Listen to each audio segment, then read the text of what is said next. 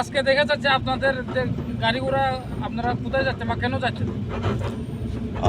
ধন্যবাদ সবাইকে। আজকে আমরা ৪৯ নং ছামনু তিপ্রামথার যে কনস্টিটিউয়েন্সির তিপ্রামথার যারা ওয়ারিয়ার্স রয়েছে তারা যে সেই ছামনু বিধানসভার তিপ্রামথার ম্যাক্সিমাম যে লিডার্সরা রয়েছে তারা আমরা আমাদের তিপ্রামথার সুপ্রিমো মহারাজা প্রদ্যুৎ বিক্রম কিশোর মানিক্যের সঙ্গে দেখা করতে যাচ্ছি। আপনারা হয়তো জানেন গতকাল আমাদের তিপ্রামথার তরফ থেকে ফার্স্ট যে ক্যান্ডিডেটের লিস্ট তা প্রকাশ করা হয়েছে। আর ওই লিস্টটাতে দেখা যায় যে আমাদের যে ছামনু বিধানসভার যে তিপ্রামথা ওয়ারিয়ার্স যারা রয়েছেন, তিপ্রামথার কর্মীরা যারা রয়েছেন, তাদের আওয়াজ, তাদের ইচ্ছা যেটা এটা শোনা হয়নি বা মানা হয়নি। সেই কারণে আমরা বুবাগ্রার কাছে গিয়ে আমরা মহারাজাকে বলতে চাই, আমরা ছামনু অনেক কষ্ট করে আজকে এই পরিস্থিতিতে নিয়ে এসেছি যে বিজেপিকে হারানোর শুধু সময়ের অপেক্ষা। আর যেই ওয়ার্কার্সরা, যেই লিডাররা এই তিপ্রামথাকে ছামনু বিধানসভাতে স্ট্রং করেছেন, যাদের নেতৃত্বে ছামনু বিধানসভাতে তিপ্রামথা বর্তমানে স্ট্রং হয়েছে, তাদের আওয়াজ অবশ্যই আমাদের বুবাগ্রার শুনতে হবে। কারণ আমি মন খুলে বলতে চাই, তিপ্রামথা সকলের দল, সেটা শুধু তিপ্রামথার প্রেসিডেন্ট বা আমি নিজে ওয়াইটিএফের ওয়ার্কিং প্রেসিডেন্ট বা অন্যান্য যে লিডাররা রয়েছে তাদের দল নয়। এই তিপ্রামথা এক ব্যক্তি যিনি স্বপ্ন দেখছেন আগামীতে উনাদের যে নেক্সট জেনারেশন একটা উজ্জ্বল ভবিষ্যৎ দেখতে পাবেন, তাদের দল তিপ্রামথা। কাজেই তিপ্রামথা দলে যে কেউ প্রেসিডেন্ট হতে পারে, সেক্রেটারি হতে পারে, ওয়াইটিএফের উচ্চপদস্থ নেতৃত্ব হতে পারে, কিন্তু কারো ব্যক্তিগত সম্পত্তি নয়। এই তিপ্রামথা সংগঠন বানাতে গিয়ে আমাদের প্রত্যেক বিধানসভাকে একটি আগামী দিনে ছামনু বিধানসভার ভবিষ্যৎ উজ্জ্বল করতে হয়। আপনারা যে দাবি নিয়ে যাচ্ছেন বুবাগ্রার কাছে, আপনারা যদি দাবি না হয় আপনারা কি করবেন? আমাদের দাবি যদি মেনে নেওয়া না হয়, আমরা বুবাগ্রাকে সম্মান করি। আজকের দিনে বুবাগ্রাও আমাদেরকে রাস্তা দেখিয়েছেন। যদি নিজের অধিকার, নিজের ন্যায্য অধিকার যদি কেউ না পায়, তাহলে অবশ্যই আওয়াজ তুলতে হবে, আন্দোলন করতে হবে। আর আমি এখানে বলতে চাচ্ছি, ছামনু তিপ্রামথার প্রত্যেক কর্মী, প্রত্যেক লিডার বুবাগ্রার অনুসরণ করে আমরাও আমাদের ন্যায্য অধিকারের জন্য আন্দোলনে যেতে প্রস্তুত।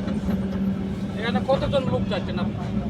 আমাদের এখানের মধ্যে শুধুমাত্র নেতৃত্ব স্থানীয় যারা রয়েছেন 15-20টা গাড়ি রয়েছে আমাদের মধ্যে। আপনারা দেখুন, বলেরো পিক আপ রয়েছে। আমি নিজে, আমাদের লিডাররা যারা রয়েছেন, আমাদের মঙ্গলদেব বর্মা দাদা রয়েছেন, আমাদের সনববাবু রয়েছেন, আমাদের সমস্ত অংশে যারা দুর্দিনে তিপ্রামথার সঙ্গে ছিল, আজকেও রয়েছে এবং আগামী ভবিষ্যতেও থাকবে, তাদের সঙ্গে আমি আজকে বলেরো পিক আপে উঠে যাচ্ছি। এটা আমার কর্তব্য।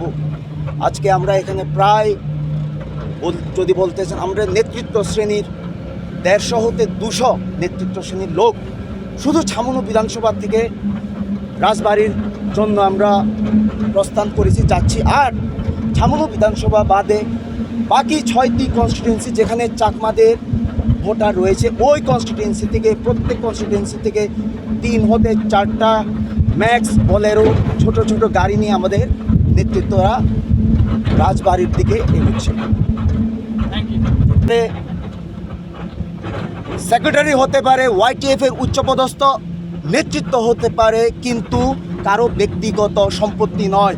এই তিপ্রা মথা সংগঠন বানাতে গিয়ে আমাদের প্রত্যেক ব্যক্তির ঘাম রয়েছে, রক্ত ঝরেছে, আমাদের পকেটের টাকা খরচ হয়েছে। আর সেই কারণেই আমাদের রাইটস, এইটা অধিকার, এটা আমাদের অধিকার, আমাদের যে দাবি তা পাওয়ার। সেই কারণে আজকে আমরা শুধু ছামনু বিধানসভা থেকে নয়, আপনারা দেখেন ছামনু বিধানসভা থেকে অন্তর্গত আমাদের সমস্ত অংশের মানুষ, এখানে শুধু চাকমার কথা না, শুধু ত্রিপুরার কথা না, শুধু রিয়াংয়ের কথা, সমস্ত মানুষ, ত্রিপুরা রয়েছেন, চাকমা রয়েছেন, দেববর্মা রয়েছেন, রিয়াং রয়েছেন, বাঙালি রয়েছেন, সবাই আমরা বুবাগ্রার সাথে মিলিত হব। বুবাগ্রার সঙ্গে দেখা করার জন্য ওনার কাছে আমরা অ্যাপয়েন্টমেন্ট চেয়ে নেব। আর আমি বলতে চাই আজকের দিনে আমার সঙ্গে যেই নেতৃত্বরা রয়েছেন তারা বুবাগ্রার সঙ্গে একা একটা রুমে দেখা করবে না। হলিউড চাকমা আর যারা বাকি নেতৃত্বরা রয়েছেন আর সমস্ত যারা কর্মী বিগত দুর্দিনে যারা তিপ্রা মথার সঙ্গে রয়েছিলেন, আজকে তিপ্রা মথাকে স্ট্রং করেছেন, তাদের সঙ্গে সবাই মিলে আমরা বুবাগ্রার সঙ্গে কথা বলবো। একত্রে সেপারেট করে কেউ কথা বলবে না। আমিও একত্রে বুবাগ্রার সঙ্গে কথা বলবো না। আমরা সবাই যারা প্রত্যেক ব্যক্তি যারা আজকে যাচ্ছেন সবাই একসঙ্গে বুবাগ্রার সঙ্গে কথা বলবেন। আর আমি ভরসা রাখি আমাদের বুবাগ্রা, উনি আমাদের জনগণের জন্য কাজ করছেন, জনগণের দাবির জন্য কাজ করছেন। আর আমাদের যে দাবি, আমাদের ছামনু বিধানসভার দাবি, অবশ্যই উনি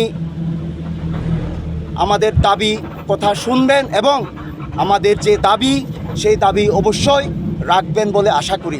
আর সেই সঙ্গে আমরা পেচারতল কনস্টিটিউয়েন্সি থেকে, করবুক কনস্টিটিউয়েন্সি থেকে, রাইমাভিলি কনস্টিটিউয়েন্সি থেকে, শান্তির বাজার কনস্টিটিউয়েন্সি থেকে, বাকি 6টা কনস্টিটিউয়েন্সি যেখানে চাকমা ভোটার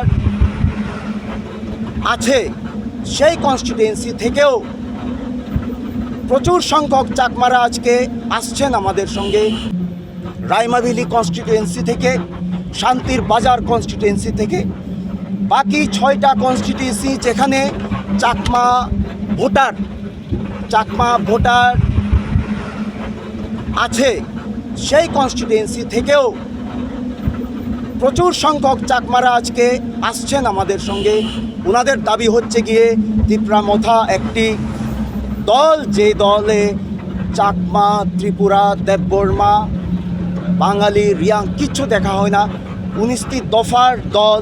আর সেই কারণে আমরা চাকমারা যারা তিপ্রা মথা করছি, ওনাদের একটা ডিমান্ড যে পেচারতল কনস্টিটিউয়েন্সি আর যে কোনো একটা কনস্টিটিউয়েন্সিতে যাতে চাকমা ক্যান্ডিডেট দেওয়া হয়। কারণ আমরা বিগত দিনেও দেখেছি বিজেপি সরকার ছামনু বিধানসভা আর পেচারতল বিধানসভাতে দুইজন এমএলএ দাঁড়া করিয়েছিলেন, চাকমা দাঁড়া করিয়ে একজনকে মিনিস্টার দিয়েছিলেন। সেই কারণে লোকাল মেজরিটি অ্যাসেম্বলি আর সিটিং এমএলএ যারা রয়েছেন, সেই জিনিসটা দেখে আমাদের বাকি যে কনস্টিটিউয়েন্সি রয়েছে, 6টি কনস্টিটিউয়েন্সি সমস্ত ত্রিপুরা রাজ্যে, সেখানের সমস্ত চাকমা ভাইরা যারা তিপ্রা মথা করেন, ওনাদের ডিমান্ড হচ্ছে গিয়ে দুটো কনস্টিটিউয়েন্সিতে অবশ্যই চাকমা ক্যান্ডিডেট লাগবে। কারণ হচ্ছে গিয়ে এই দুটো ক্যান্ডিডেট আমরা যদি না পাই, তাহলে আগামী দিনে যে নির্বাচন হতে যাচ্ছে সেই নির্বাচনে আমরা চাকমা যারা তিপ্রা মথা করছেন বা চাকমারা যারা ভোট দেবেন, তাদের কাছে আমরা তিপ্রা মথার নেতৃত্ব হয়ে আমরা ভোট খুঁজতে যেতে পারবো না। কারণ আপনারা দেখেছেন বিজেপি গত 2018 ইলেকশনে 2জন ক্যান্ডিডেট দিয়েছিলেন, আজকে 2023-এ 3জন চাকমা ক্যান্ডিডেট দিয়েছেন। আর বর্তমানে আমরা যারা চাকমা লিডাররা রয়েছি তাদের একটা সমস্যার সম্মুখীন হতে হচ্ছে যে আমরা যখনই চাকমা ভাইদের বাড়ি বাড়ি যাচ্ছি তিপ্রা মথার নামে ভোট ভিক্ষার জন্য, তখন ওনারা আমাদেরকে বলছেন যে বিজেপি সরকার যদি 3 জন ক্যান্ডিডেট চাকমাদের তরফ থেকে দিতে পারেন তাহলে তিপ্রা মথা কেন আমাদের যে ন্যায্য সিটিং এমএলএ যেখানে রয়েছে, যেখানে মেজরিটি রয়েছে, অ্যাটলিস্ট 2টো বিধানসভাতে কেন চাকমা ক্যান্ডিডেট, তাদের একটা সমস্যার সম্মুখীন হতে হচ্ছে যে আমরা যখনই চাকমা ভাইদের বাড়ি বাড়ি যাচ্ছি তিপ্রা মথার নামে ভোট ভিক্ষার জন্য, তখন ওনারা আমাদেরকে বলছেন যে বিজেপি সরকার যদি 3 জন ক্যান্ডিডেট চাকমাদের তরফ থেকে দিতে পারেন তাহলে তিপ্রা মথা কেন আমাদের যে ন্যায্য সিটিং এমএলএ যেখানে রয়েছে, যেখানে মেজরিটি রয়েছে, অ্যাটলিস্ট 2টো বিধানসভাতে কেন চাকমা ক্যান্ডিডেট দিলেন না। ওই প্রশ্নটুকুর উত্তর আমরা দিতে পারছি না। সেই অসুবিধার কারণে আমাদের সমস্ত বিধানসভার যে চাকমা ভাইরা তারা আসছেন। তবে আমি as a central YTF working president এবং ছামনু বিধানসভার একজন তিপ্রা মথার কর্মী হিসেবে বলতে চাই, আমাদের ছামনু বিধানসভার একটাই ডিমান্ড যে ছামনু